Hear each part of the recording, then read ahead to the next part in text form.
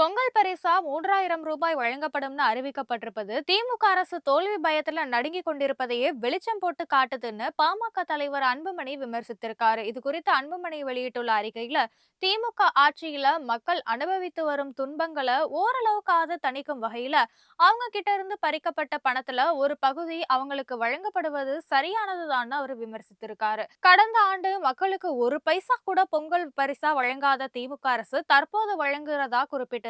திமுக ஆட்சிக்கு வந்த நாள்ல இருந்தே அரசு ஊழியர்கள் பழைய ஓய்வூதியம் கோரி போராடி வந்தபோது அவர்களை திரும்பி கூட பார்க்காத திமுக அரசு தற்போது அவர்களை ஏமாற்றும் வகையில ஒரு மோசடி ஓய்வூதிய திட்டத்தை அறிவிச்சிருக்குதுன்னு குறிப்பிட்டிருக்காரு.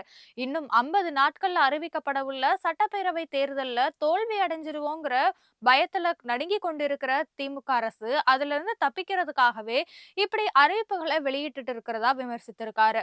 ஆனா தமிழ்நாட்டு மக்கள் ஏற்கனவே எடுத்த முடிவுல இருந்து பின்வாங்க போறதில்லன்னு அவர்கள் நிச்சயமா வரும் தேர்தல்ல திமுகவை வீழ்த்துவார்கள்னு அன்புமணி குறிப்பிட்டிருக்காரு.